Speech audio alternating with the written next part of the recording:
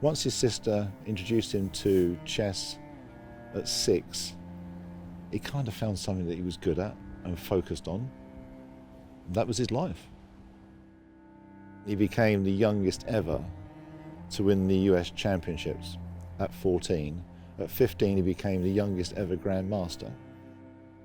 USSR were the beast, the monster, in charge of chess. They dominated it. And they heard about him, and they would mimic him, they would deride him in magazines. He developed this dislike for everything Soviet Union. They were frightened by him. He's just wired differently, and he just took on chess and found ways of playing chess that had never been played before.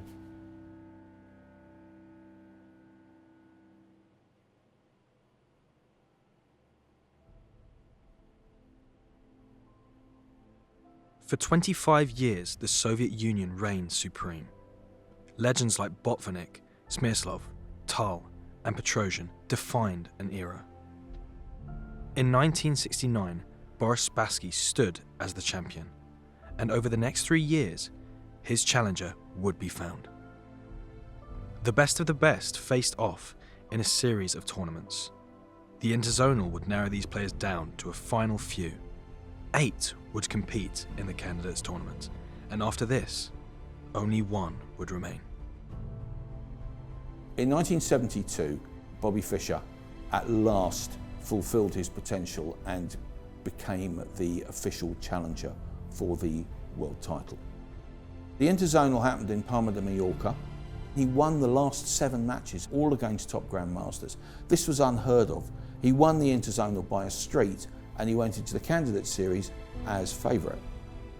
He then met a grandmaster called Mark Taimanov. Taimanov gets beaten 6-0. He gets beaten in 6 straight matches. This was unprecedented. Taimanov was completely humiliated. The Soviets were distraught by what happened, and so Fischer moved on to the next match, which was against Bent Larsen. He lost 6-0 as well. So you're now looking at 19 straight matches that Fischer has won against grandmaster opposition. So he moves on now to the final. He's up against Petrosian, who was the previous world champion to Spassky. He doesn't really have a chance against Fischer. Fischer beats him by 6.5 points to 2.5. And so Fischer, at last, is going to be in the World Championship final.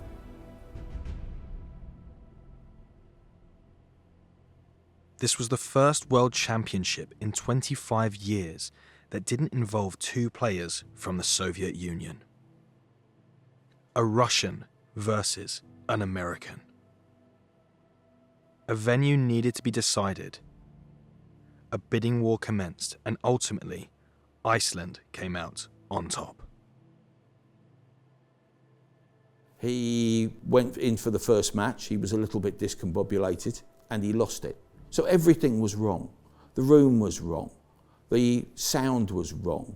The chess pieces were wrong. He insisted on getting a new chessboard sent out. Everything was wrong. And before he was going to play again, the organisers were going to have to sort it, because otherwise he wasn't going to do it. Although Fischer lost the first match, then didn't turn up for the second match, by the time the third match was happening, Fischer's demands had largely been catered to. Fischer, who was 2-0 down at this point, had to win it, and he did. Spassky had never lost to Fischer before in a single match, and suddenly the match had been turned on its head. Fischer and Spassky drew game 4. In game 5, Spassky went again with black and lost it again. So now they were level. It was 2.5 points all. So in game 6, suddenly there were rumours that Fischer had a surprise in store. Fischer came out, first move, c4. c4 is the Queen's Gambit. He'd never played that before in competition.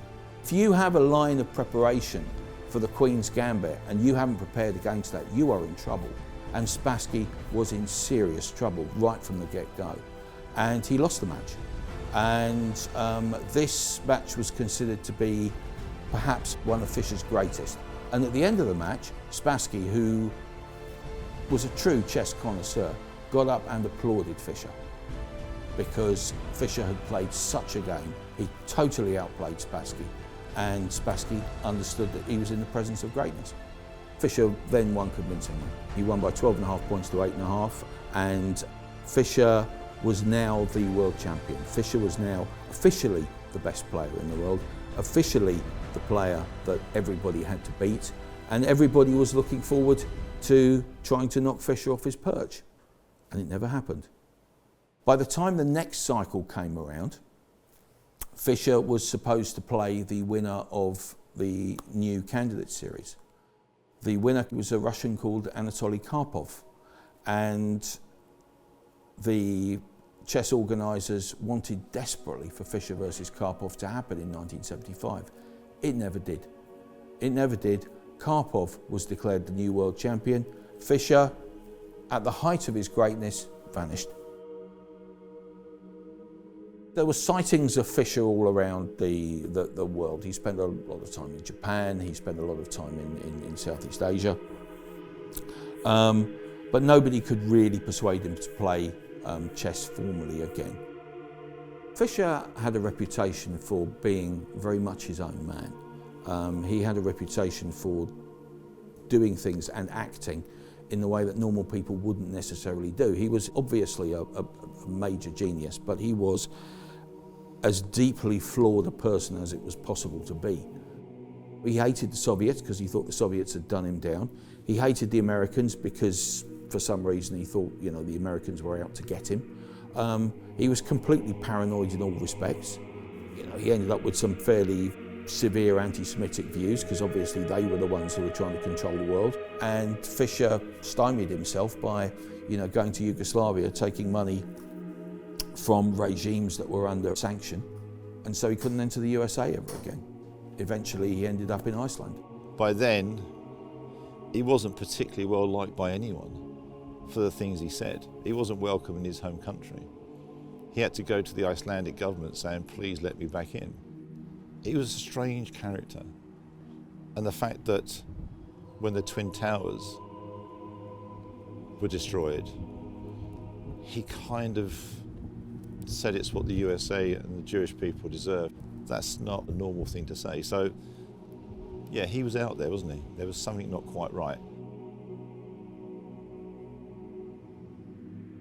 I don't know whether because he made Reykjavik popular and well known around the world, but the Icelandic government said, okay, come here. He saw at the end of his life there, he wanted to be buried as a Catholic.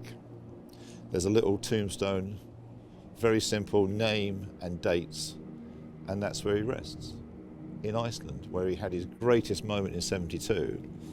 But the journey from 72 to when he died was challenging, problematic, a real enigma of a character.